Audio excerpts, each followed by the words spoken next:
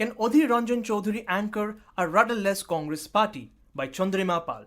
Political analysts, commentators, and scholars of a certain vintage are reliving a certain day in 1995 when former President of India Pranab Mukherjee, at the time the President of the SAARC Council of Ministers Conference, was visiting a nondescript village in Bengal's Murshidabad district, a Congress stronghold, to launch a model village program. A stage had been set up in a playground, and in attendance was a smattering of senior SAARC and Government of India bureaucrats, Mukherjee and Adhir Ranjan Chowdhury, aka the Robinhood of Murshidabad, an area known for its 70% Muslim and backward community voters.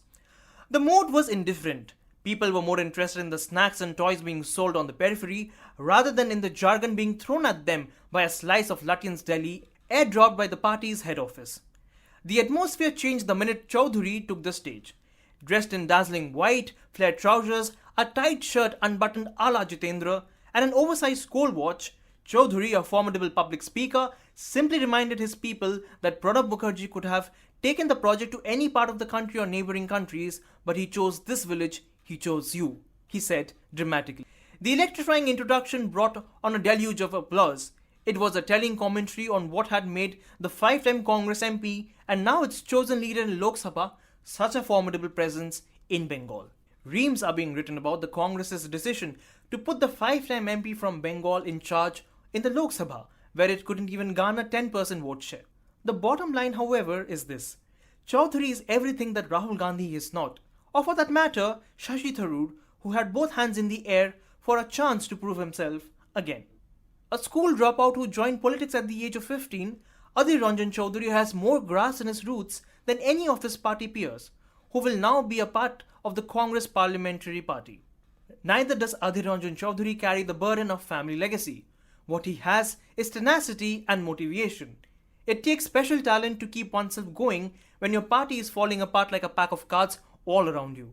Even in the run-up to this year's elections, ground reporters had predicted a three-way fight between Chowdhury, Trinamool and the BJP. Chowdhury proved his detractors wrong by defeating TMC candidate by a handsome margin of votes. Life has come a full circle for the man who is best known to have the power and pelf to achieve the impossible. From his home turf in Murshidabad, once the richest Mughal province known for its exquisite skills, majestic palaces, and home to revolutionaries, social reformers, writers and artists, Adhir Ranjan Chowdhury has held his own during changing political regimes, the left, the TMC, and now the BJP.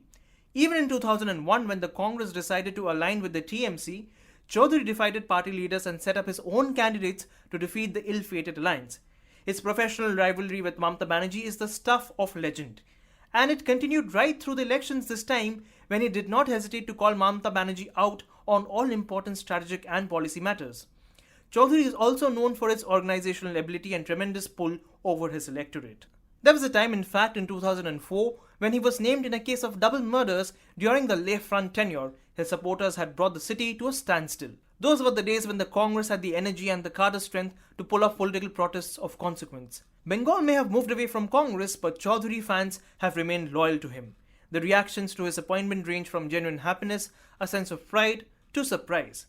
Chowdhury is not a stranger to controversies and personal tragedies. His first wife, Aatsi, had a much publicized public separation and accused him of adultery before expressing a desire to join his rival political party. Chowdhury's teenage daughter had suffered a fatal fall from a Kolkata high-rise. He was reportedly chased by 300 goons of Communist Party during one of the elections and was locked up in a room. He has endeared himself to the Congress heavyweights of a certain era for his expertise in crowd management and booth control. Chowdhury has the unenviable task of representing a party that is pretty much rudderless at the moment. Back-to-back defeats, infighting, and the near collapse of its various coalition governments have kept other leaders on their toes. Chowdhury, in that respect, comes baggage-free. Baharampur in Murshidabad, from where Chowdhury fights his adversaries, may be the Congress's own Gaulish village and Chowdhury its asterisk. But it is one thing to defend your little village from the Romans and another to take the Romans in their arena.